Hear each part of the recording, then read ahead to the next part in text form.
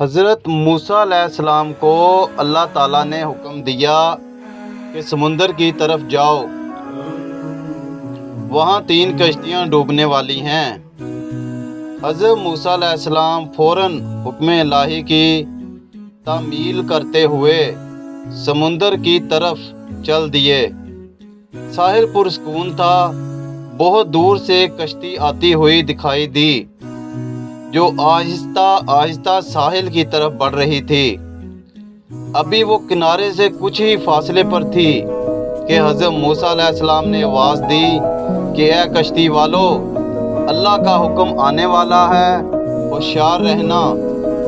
انہوں نے جواب دیا، آپ جانتے ہیں کہ اللہ کے حکم کو کوئی نہیں ٹال سکتا، ہم تو اس کے بندے ہیں جو حکم الہی کے پابند ہیں۔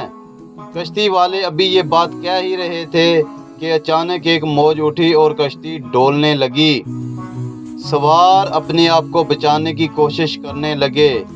اتنے میں ایک اور زبردست موج آئی اور کشتی کو اپنے ساتھ بہا کر سمندر کی تہہ میں لے گئی۔ تھوڑی دیر میں ایک اور کشتی نظر آئی تو حضرت موسیٰ علیہ السلام نے انہیں بھی خبردار کیا اور کہا کہ ذرا محتاط ہو کر آنا۔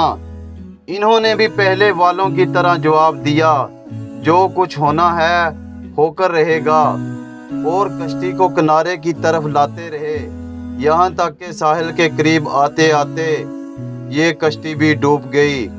حضرت موسیٰ علیہ السلام اللہ تعالیٰ کی حکمت کے بارے میں سوچوں میں گم تھے کہ انہیں ایک تیسری کشتی آتی ہوئی دکھائی دی۔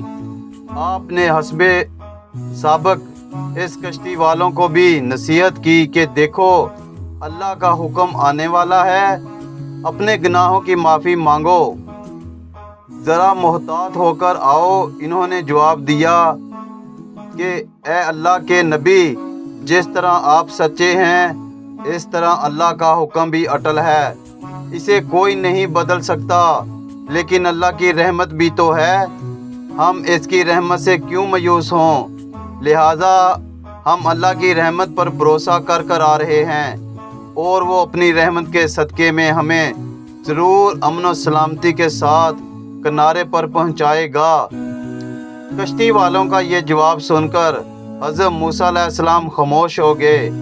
جب کشتی بحفاظت کنارے آ لگی تو اللہ تعالیٰ کے پیغمبر سوچنے لگے کہ اللہ تعالیٰ نے 3 کشتیاں ڈوبنے کا فرمایا تھا، 2 تو ڈوب گئیں، لیکن تیسری سلامتی کے ساتھ کنارے آ لگی ہے، یہ کیسے بچ گئی؟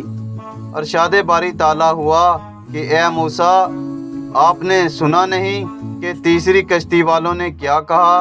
انہوں نے میرے حکم کو تسلیم کیا تھا، میری رحمت کو آواز دی تھی، اور اس پر پورا توکل اور بھروسہ بھی کیا تھا، تو اس لیے یہ کشتی میری رحمت کے طفیل بچ گئی، کیونکہ جو بھی میری رحمت کے دروازے پر آ کر صدا دیتا ہے میں اسے نا امید نہیں کرتا۔